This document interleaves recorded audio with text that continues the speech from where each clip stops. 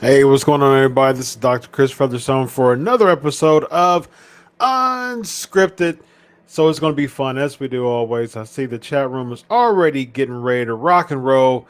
This is one of my favorite nights of the week. This is the fun fan Q&A that we do every single week. We bring in the heavy hitters, some of the best names in all of professional wrestling. And tonight is no different. This person is a legendary former WWE referee. He is one of the best in the business when it comes to the stars and the stripes. He is Mr. Zebra Man himself, Jimmy Korderas. How are you tonight, sir? Oh, I was fine until that introduction. Now that's a lot to live up to, my friend. I don't... But other than that, I'm doing good, man. I'm doing good. Thank you for having me on. Man, it's a pleasure, man. It's a pleasure. This is months in the making, man, and it's great to have you on finally, man. Our schedules got to meet, and it was well worth the wait, man. So it's great to have you on.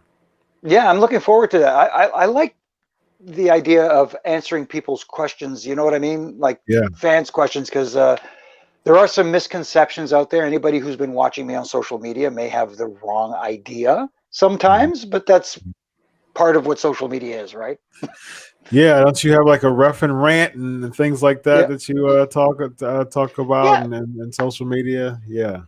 Yeah, and also do a little ref to chef. I have to throw that out there too. Nice. I've discovered the kitchen. I can't let my wife do all the cooking, so I have to, have fun with it.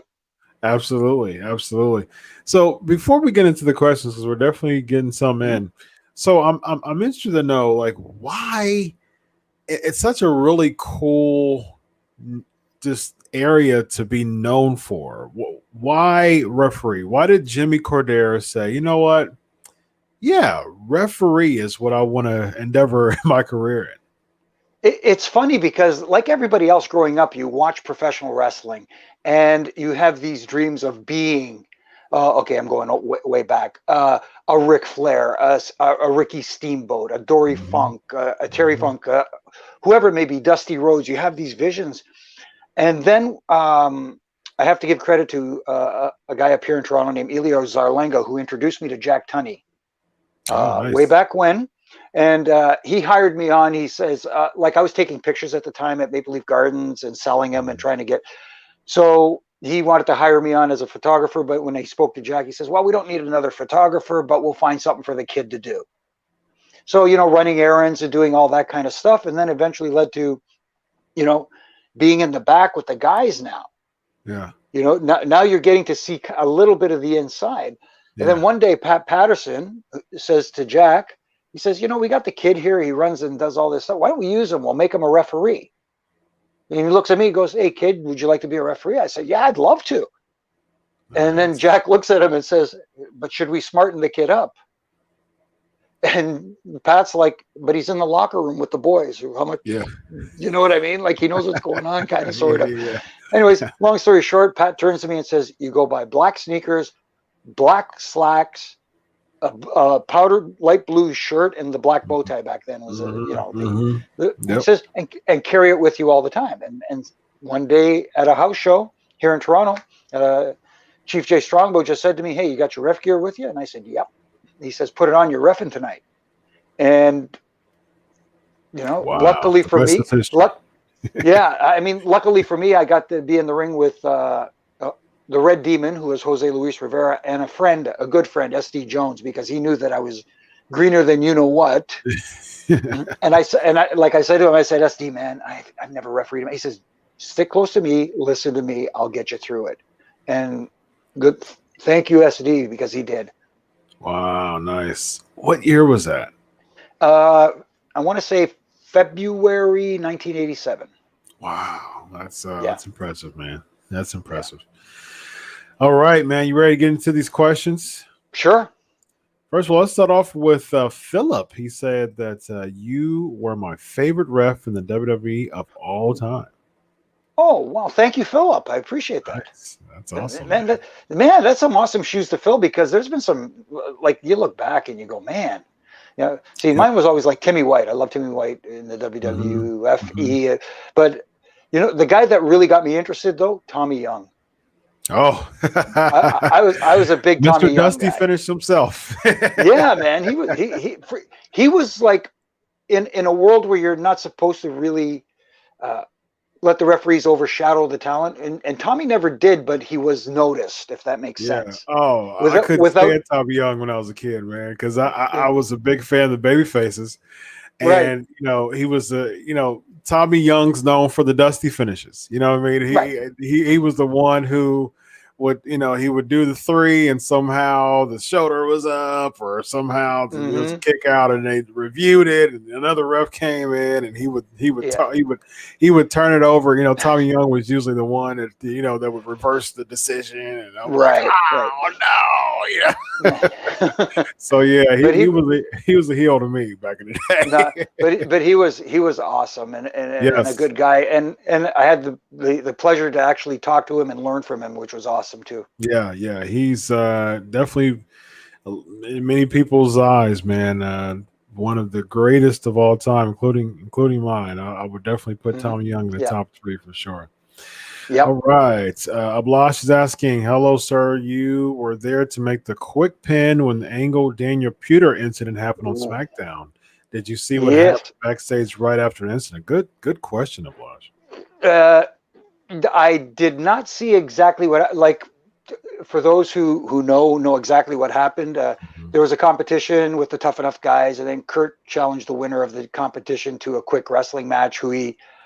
Chris something, I think it was, but he just wiped the floor with them, and he kind of leaned over the ropes and said, "Hey, anybody else want to go?" And Daniel Puder puts his hand up, and I looked at Al Snow, and Al looked at me and went, "Kurt's doing what he's gonna do." You know what I mean? Yeah. So they got in there and they started like moving around, and I at the time was not very versed with MMA, but I did know that was a key lock that he had put on Kurt Angle, and I was like, oh gee, what do we do now? And I'm looking at Charles, and Charles is looking at Robinson, and he's looking at me, and I'm looking kind of out of the corner of my eye, and Al's going like, well, and then they just fell to the ground with Kurt landing on top. Yep. And I don't know why, whether it was instinct. I'd love to say it was just a great idea by me. They landed, and I just said, count. So to myself, right? And I just went down and counted, and I was going to count three, regardless of whether he kicked out or not. You know what I mean? To get out of the situation. Yeah. So I counted three, even though he kicked out at two. Yeah. Kurt got in his face and gave him an earful. And then when we got to the back, I got the gorilla. And Briscoe just didn't say anything to me. He kind of looked up and just gave me a little bit of a thumbs up. And when I got to the back, I ran into Fit Finley, and Fit Finley said, "Did they tell you to count?" I said, "No, I just did it." He said, "Well, good job." And I said, "You know what? I'm just going to go hide for a little bit." Mhm. That was it. Yeah, yeah. That was still to this day, man, one of the most controversial moments in SmackDown history for sure. Yeah, yeah. Was interesting, and I've He, talked to Pewter. He's been on my show a couple of times. Actually, we still keep in contact. We were texting back and forth last week, and yeah, he he was saying like, man, he just wanted to. He just wanted to get over, man. He just wanted a spot. He was like, he yeah, had nothing to lose. So it's like, yeah. all right, I might as well just kind of make myself over. And Hmm. oddly enough, it worked because, 15 years later, we're still talking about it. So, Yeah, it's amazing. It's amazing because he did pay a little bit at the Royal Rumble, I believe, afterwards, a little oh, bit. But yeah, he got a other than receipt that, for sure. Yeah. yeah, yeah, a little bit. But He other got a than that, receipt. hey, but he's a tough kid. He can take it. Yeah. We talked about that too. I think it was Benoit and Holly, I think, that gave him the receipt. And I think it was Guerrero too, I think, gave him a receipt Yeah, back in the day. Yeah, it was. yeah, Yeah, it was quite interesting. yeah, He definitely. got his receipt, but at the same Yeah. time, Hey, he took we it. still talk He about took it. it. Yeah, he did. He He took took it. it. Yep. Absolutely. Yep. All right, so let's go next with Devin's asking, what was it working with Austin, Rock, Taker, Y2J, and working the hardcore matches? Oh man, working with those guys does it get better than that? Right. I mean, you got Taker, Y2J, all these guys. Austin at his peak, Mm-hmm. and again, very blessed to be in to help them tell their story. You know what I mean? Because that's the referee's job, is to help them tell their story. But the hardcore matches were both fun and a bit of an annoyance at the same time, because they're using all this stuff, and obviously I'm not the one getting hit, but I'm watching the guys and I'm going, go on, why? Yeah. You know what I mean? But I get it. I get why, because Yeah. it's part of the entertainment process. But at the same time, you know, I guess sometimes entertainment hurts. Yeah, along those lines, you've seen, you've been through the advent of the chair shots being a thing and then not being a thing. What were your personal, what's your personal views on just banning the chair shots and how that actually, is probably with the CTE research going on. That's Hmm. certainly the best idea nowadays. Of course, like back then, it was something that I never consciously thought of. In my mind, it's like, yeah, of course it hurts. You try at times to protect yourself if you can, Mm-hmm. Mm-hmm. but a lot of guys were of the mindset that if I put my hand up to protect myself, then I look like a wuss. Yeah. You know what I Yep. mean? Yep. So, Yep. I'm just gonna and take it, and then, Yeah. like everything else, we evolve and we educate ourselves and we learn more about CTE and concussion protocol, and thankfully they took it out. Other companies decided that they were going to stick with it, and that's their decision. And who am I to tell a guy not to take a chair shot if he really wants to take one? Do you know what I Yeah. mean? Yeah. But at the Yeah. same time, I could if they want to give one to me, I should be perfectly comfortable saying, listen, you know what, I'm Mhm. not comfortable doing that. Yeah. Yeah. Agreed. Yeah. What's the craziest, or what's the most extreme, or the most cringeworthy chair shot you remember reffing? Oh my goodness, there were several in this one match, and it involved the APA and Rocco Rock and oh man, what the hell are they Johnny called? Why Grunge, am I doing? Public Yes, Enemy. yes, Hmm. Public Enemy. Yes, Hmm. I believe it was a velocity match that turned into nastiness, because I wasn't there, because the referee goes to the ring first. So I went to Hmm. the ring, and apparently they had talked over the match and gone over what the finish was going to be, and then Public Enemy comes out, but before they go out the curtain of Gorilla, they turned to John and Ron and said, "We're not doing the finish," and then went out. And my understanding is John and Ron looked at each other, they said what? And then it just turned, way came down, and you could see it in their eyes. There was something different, and they went to town on these poor boys, and they swung chairs like I'd never seen it before. Wow. And that was probably the hardest I've ever seen anybody get hit by a chair. So that was a bit of a shoot there, huh? A little bit, yeah. It Yeah. was like I could just imagine Ron too. I don't want to do the try to emulate Ron, but I could just picture him looking at John and go, he said what? And John's go, oh no, and then man, Wow. Ron is a good dude, and so is John. He gets a little bit rambunctious sometimes, but Mhm. they're both good dudes, but you don't want to rile either one of them up. Yeah, yeah. Very interesting.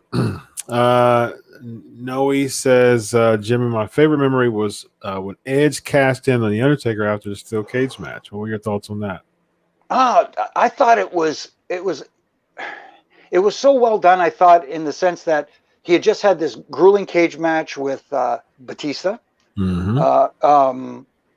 They did, if I'm not mistaken, I think we did the video replay ending in that match. If I'm not mistaken, Mm-hmm. I could be wrong, but I believe. But Undertaker ended up winning. Mark Henry comes out and does his damage to Taker, and then Mm-hmm. Edge comes and cashes out. And um, man, it's one of those standout moments for me because Edge was so good in that role of a heel, Mm-hmm. looking like a chicken, you know what, baby Yeah. face. I Yeah. mean, heel going into cash in on a Yep. guy who just got destroyed by the world's strongest man. I thought it was one of the most well done cash ins in history, if that makes sense. Yeah. And Yeah. and, and just again, pl- great to be a part of it. And it was during the time where SmackDown was still taped. And if I'm not Mm-hmm. mistaken, it was because SmackDown was still taped on Tuesday nights, and the Mm-hmm. cash in happened on the taping. And I think they even announced the on the Tuesday that the cash in happened. Mm-hmm. I think I remember seeing that as a fan. Right. I was like, huh, that's pretty interesting. That Yeah. kind of broke that kind of you know broke past the fourth wall in a sense, you know what I mean? Just because Mm, they still wanted to keep kayfabe and not know the fans about the tape schedule, but mm. it's still kind of because it kind of went ahead of the dirt sheet, so to speak. You know what I mean? Like WWE kind of Yeah. stepped ahead Yeah. of it. You know what I mean? I thought it was pretty interesting. Yeah. Yeah. It also, if you think back to remember the infamous the Nitro that was live and Mick Foley winning on the tape, Oh and yeah. don't tune into the other guys because Mick Foley wins a world championship, and then all of a sudden ratings for Raw that night on the tape show went boom. Mhm. So Yeah. maybe that was part of the mindset. Let's get people talking. Maybe they'll tune in. Yeah. Was there any backstage? That was what, 99, right? I believe so. Yes. I think it was like a January 99, if I'm not mistaken, because I think I that I, was I think so. yeah, around there. So what was kind of like the backstage um just kind of feel during that time in the Monday Night Wars? Was it because if, I'd imagine people DX even going and calling out, going to Nitro and all that stuff, and Hmm. so from a ref standpoint and from your observation backstage, what was the atmosphere at that time during the Monday Night Wars? It was interesting. There was obviously that competition, that rivalry was there, and it was a lot that obviously the WWE guys, the guys thought they were putting on a better product. Mm-hmm. So then and the best part is guys from WWE knew guys from WCW, so I'm sure there was some contact going on. I don't want to say that I witnessed any, but I'm sure there was some back and forth going on. But Mm-hmm. it was Yeah. an interesting time. It was it, and that everybody talks about the 83 weeks that but the WWE was able to reverse that, or were they still F at the time, I believe, but they were able to change the tide and keep it rolling, and Mm-hmm. you know. Yep. Absolutely. Pretace said, "Hey guys, want to give Jimmy's thoughts on WWE releasing superstars and staff during a pandemic before going on to post record profits. Shouldn't people who work in the company as long as Mike Chioda has a job for life?" Man, see, that's a tough one for me because, part of me says, I feel for my guys like Mike Chioda and those guys that are no longer there, but at the same time, it's a business, and it'd be nice in a perfect world for everything to be just right, but Mhm. those aren't my decisions to make, and whatever reasons they had for doing it is theirs. And you know what? when I left there in 2009, I left for certain reasons, and it is what it is. And I do feel bad for anybody who was let go, but at the same time, it was happening all over the world. And I know people are saying record profits, record profits. I don't know. I try to stay away from that kind of stuff because without knowing all the facts behind why people were let go, it's hard for me to judge, if that makes any kind of sense. Yeah, absolutely, sir. Yeah. Shout out to Ice Train, man. Ice Train's on in the chat right now, man. That cool. What's up? Man. Yeah, good friend of mine, man. He was actually on the show last week, so yeah, shout out to nice. Ice Train. Let's see some good questions, man. Elvis is asking, what was your most memorable match back in WWF? Oh, it has to be like, does it get any bigger than getting to main event or WrestleMania? Not me main eventing, but me getting to referee a main event of WrestleMania.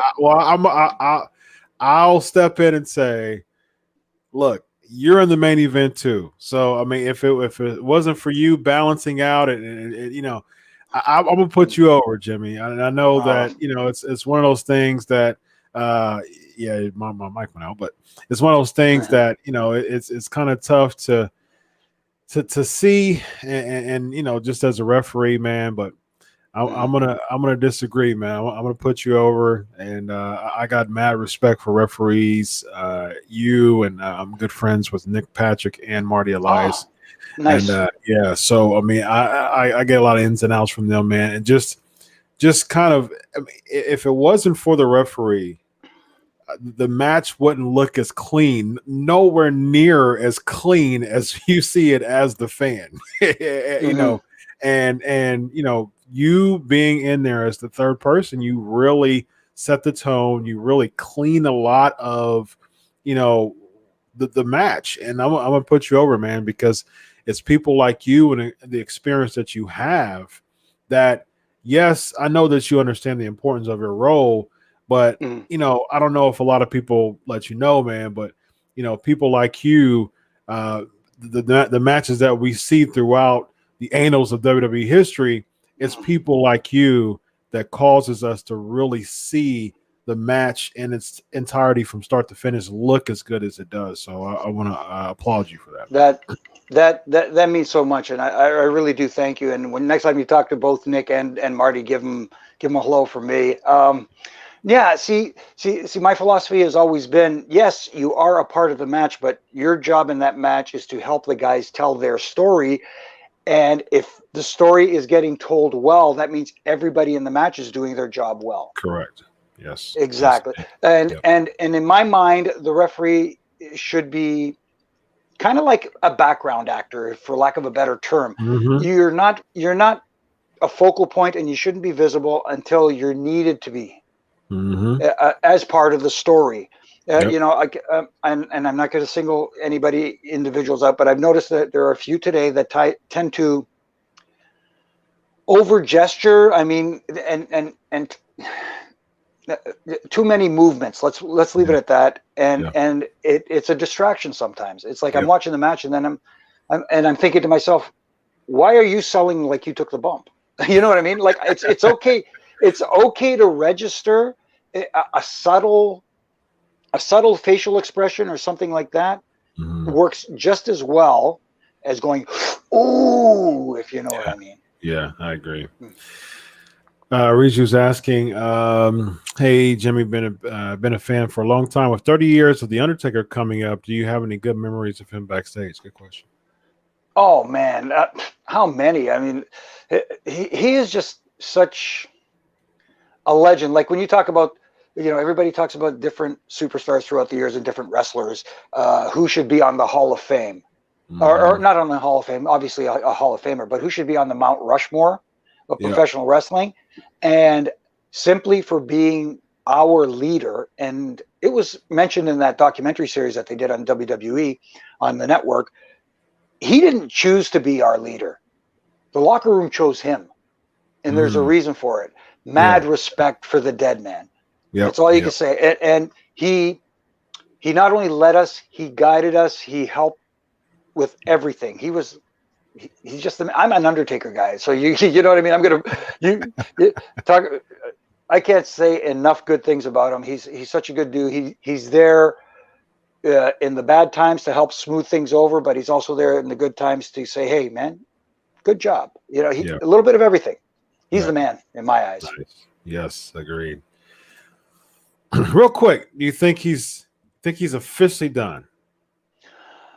I think he's still got a little bit more in the tank. I'd like to see, one last hurrah at least, if not more. But other than Jimmy Yeah. Fallon, Personally, I hope he's done.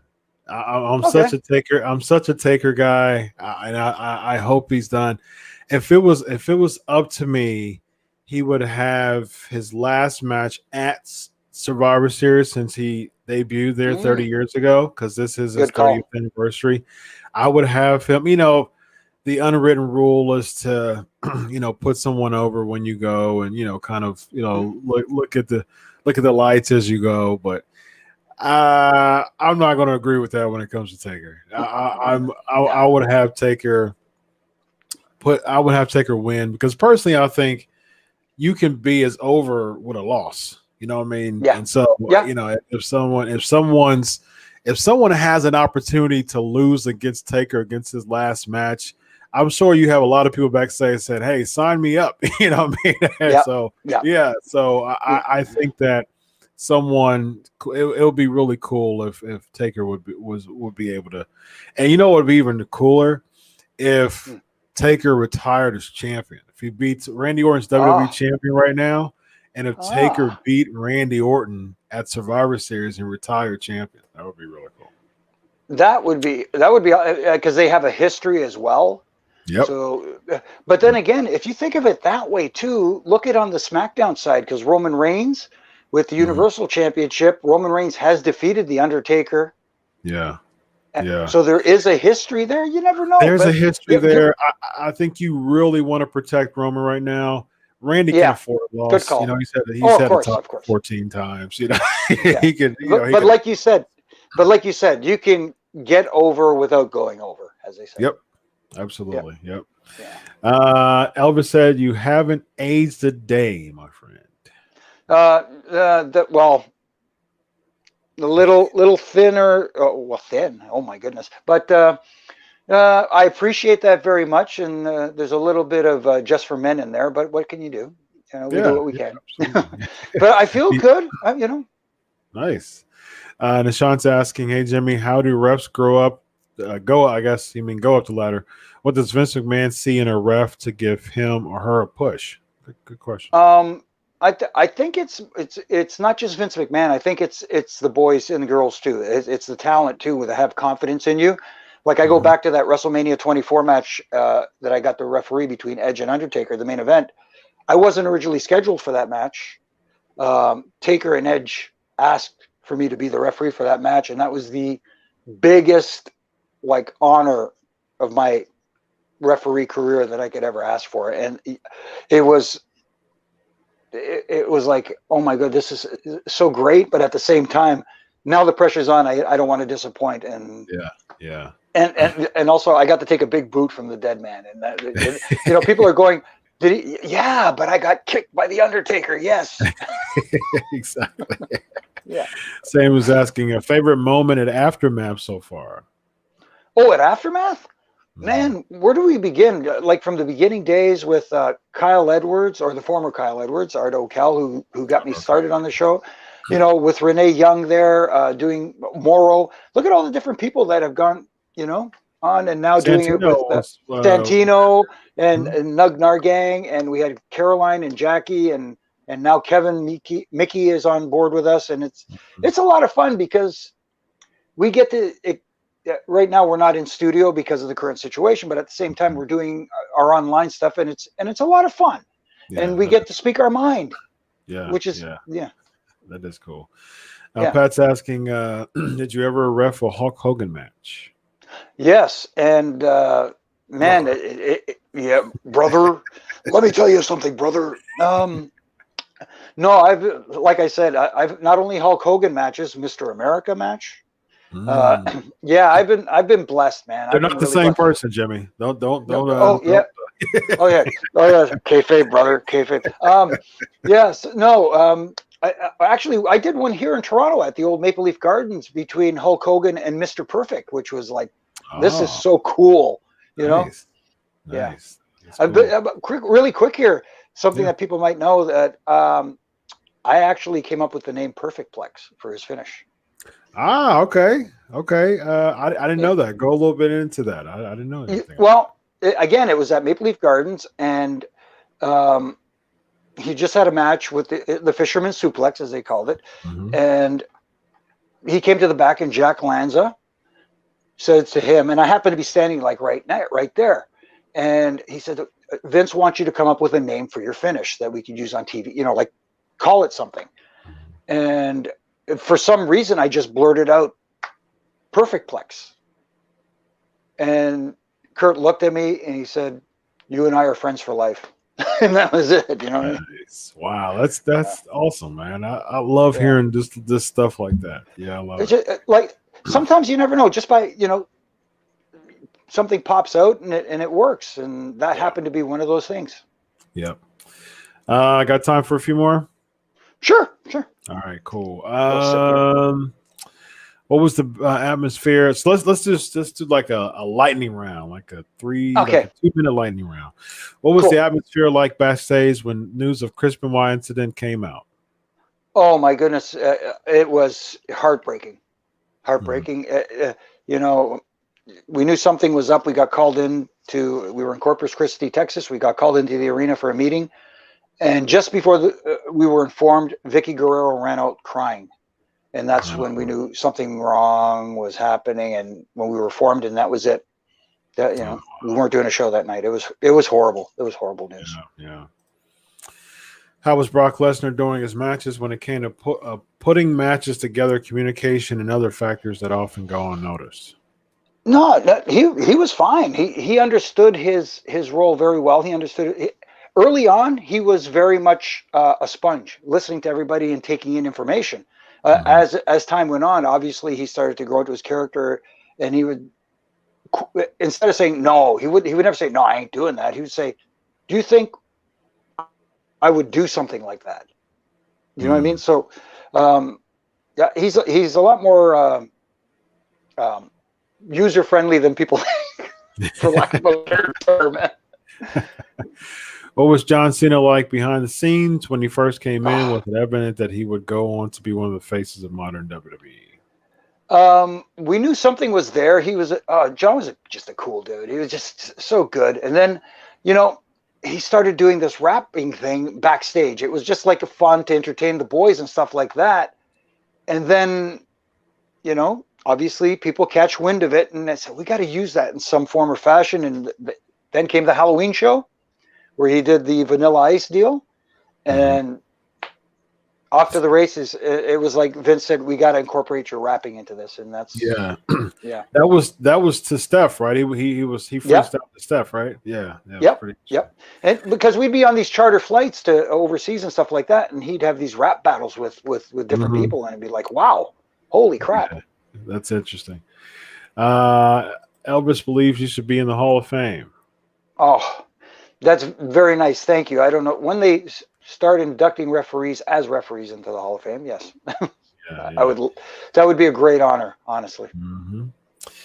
All right. Last question. There's an Owen Hart question, but you just addressed that. So here's last question from James. Huge fan. What are your thoughts on David Benoit wanting to become a wrestler? Oh, if that's what he wants, then that's great. Obviously that's his choice to make. Just that hopefully the situation involving his father doesn't hamper his future, his potential future in the business, if that makes any sense. It doesn't hurt it, doesn't I hope he just gets treated fairly and not because of his last name, if that makes any kind of sense. And unfortunately, I do think he probably will be blacklisted in WWE. Unfortunately, Unfortunately, the name and there's, you know, the way the world works now and the information that's out there, there's no real hiding it anymore. Yeah. So I think, unfortunately, that would preclude him from ever working there. I agree. You got a book behind you, man. Go ahead and plug it. Yeah. Oh, the 3 Count, My Life in Stripes in the WWE. I wrote that a few years ago. I think it's still available on Amazon, if it's still out there. It's just a story of my life with some stories thrown in, and my career. And if you're looking for dirt, it's not there. So, you know, but I had a great time writing it, and thank you. Big props to my wife who helped me with the process, because, you know, I can get distracted very easily at times, but she kept me on track, and I thank her for it. And if you do happen to check it out, please let me know. Hit me up and let me know what you think. Yeah, I don't know if you see this, but check this out. Oh, wow. See that? Oh. Yeah, nice. Awesome, man. Well, Jimmy, it's been a pleasure, man. Hopefully we can see you again soon, and this was awesome, man. I hope you had a good time. No, I had a great time. Thank you for having me on. Thank you guys for all the questions. Very much appreciated. And once things get somewhat back to normal and we can kind of travel again, hopefully we run into each other, and, you know, coffee or whatever's on me, my man. Oh man, I'll keep that in mind. There you go. I do covers for WrestleMania every year, so hopefully I'll see you there. Ah, maybe we cross paths there. Yeah, That'd be cool. Yeah, that'd be cool. Yeah, Sounds good. Yeah. Have a good night, right, man. I appreciate you being on the show. My pleasure. Thank you, Chris. Thanks. Bye-bye.